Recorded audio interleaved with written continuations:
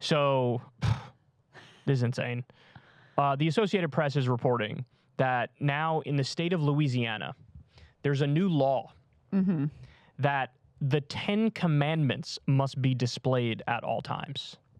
So the legislation was brought about from a Republican-dominated legislature, and the Republican governor, Jeff Landry, signed it into law on Wednesday.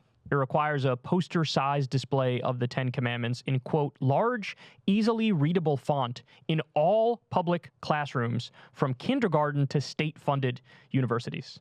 Wow. So before I get your thoughts on this, let me just say, it's stories like this that I feel like are, in a weird way, the most disheartening of all stories, because this is a fucking super settled issue. There has never been a more settled issue in human history than this issue right here. We have the Constitution, we have the First Amendment, we have separation of church and state, right?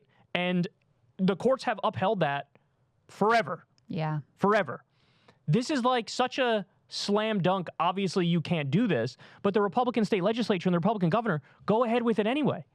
I don't know what to do about people who just go, we're just going to do what the fuck we want and forget about precedent and forget about case law and forget about the way it works, forget about the way it should work, forget about the way it has worked, forget all, we're just going to do whatever the fuck we want. Like, they're just deciding, Louisiana is now officially a theocracy, and that's that. Yeah. It's like, obviously the first court that hears this is going to fucking overturn it. I mean, I hope so. Maybe some of the courts in Louisiana won't if they're packed with ideologues and theocrats and stuff like that. But it's gonna eventually it's going to get to some federal court, and the federal court is going to be like, get the fuck out of my courtroom. We're overturning this immediately. You know what I'm saying? Yeah, I do. So I at least I hope you're right about that. But these are battles that have been won. 100% say these are battles that have been won. System, Imagine if they just overturned the Civil Rights Act, or they overturned, the Voting Rights Act, or they took away women's right to vote. Well, they did overturn part of the Voting Rights Act. I know, but imagine it was an even broader thing, and they just go, yeah, this is what we're doing now. It's like, we've settled this already. It's over. It's done. Let it go. I know. Well, I mean, this is the way I feel in an even more, aggressive way about the overturning of Roe versus Wade. Right, of course. I do think part of why it has been such a political earthquake that has, really handed the midterms to the Democrats, caused them to at least to outperform what has historically been possible, causing them to win in all of these special elections and, really outperform the polls in a lot of instances, is because it's not just that issue, which is really important to a lot of people, not just women, but it's also this sense of like, oh, things that I didn't think were on the table are on the table. Like the whole idea of it's always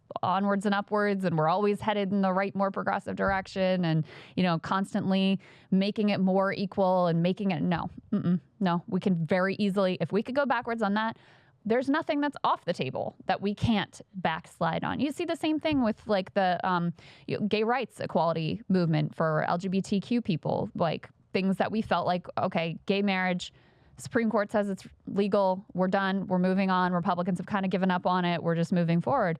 That's now back on the table as well. And there's a lot of, anti-gay and certainly anti-trans energy that is newly resurgent and very animating within the Republican Party. So you're exactly right. It's disturbing. And the total disregard for what have been bedrock American values. This is the party that loves to paint themselves as wrap themselves in the flag, et cetera, and go America, rah, rah. But the minute that there's a bedrock American value that conflicts with whatever psycho thing they want to do, that's out the window.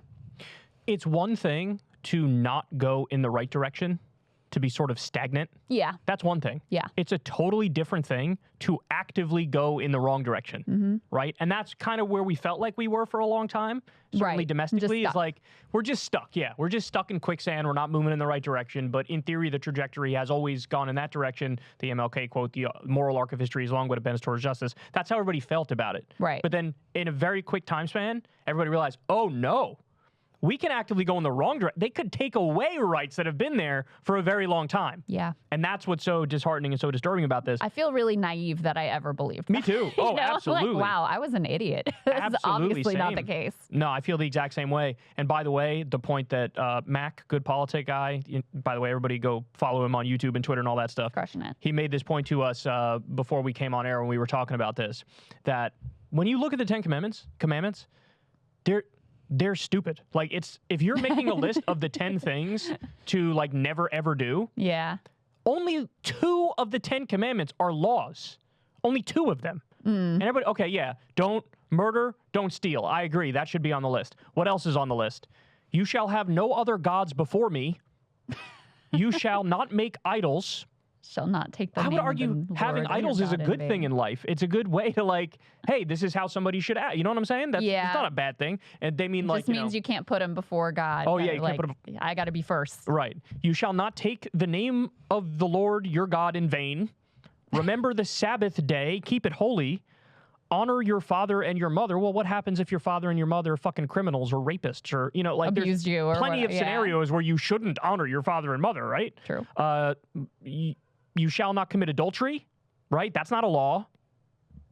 That's not a law. Yeah. And that, again, the list of the 10 most important things, you shall not bear false witness against your neighbor and you shall not covet. Fuck my neighbor. So, by the way. Shall not covet your neighbor's wife and shall not covet your neighbor's goods. What about his goat? Can you covet the goat? Covet the goat all day long, as long as it's not a false idol. So where's rape on this list? Right. Where's fraud? Don't do fraud. Where's don't do protecting assault? Children and Yeah, don't do assault. No. Don't, fucking be a pedophile. Right? Like if you're making a list of the 10 things you should never fucking do, they got 2 out of 10. That's 20%. That's a failing grade in any test, in any quiz, in any classroom in America. Yeah. And we're pretending like this is some sort of wisdom that's come down from, that every child in the whole state/country needs to have plastered on the wall from the moment that they step into a school building. I mean, imagine if it was like, the Quran. They put something from the Quran up there. Exactly where I was going. Yeah. Oh, the freak out. Can you imagine? Or like, who are those people? Satanic Temple? Is that what they call them? Yes, and they're brilliant with what they do. Love what they do because they'll like, oh, you want to have your 10 Commandment monument? Like, sure. No problem. But Mm-hmm. if you're allowed to have that because of free speech, we're allowed to have our Satanic Temple guidelines posted as well. And freak out ensues. Well, it's, freedom of religion. Guess what? This is our religion, so we get to have this displayed in a public place as well. It's funny to me that conservatives still don't know. There are many that don't know that the Satanic Temple is not serious. Right. Like, they think they actually worship Satan. They do. Yeah. They don't realize they're trolling you because you're making a mockery of the law. We interviewed a documentarian who did like a documentary about them, which I recommend. I wish I could remember the name of it, but she did a great job, like talking to people who are involved in like what their actual beliefs are and why they do what they do. But basically it's a troll. Yeah, they want a secular democracy. It's a demonstration of the absurdity of something like putting the 10 Commandments in every single classroom. And the claim is here from this doesn't violate separation of church and state because this is just for educational purposes.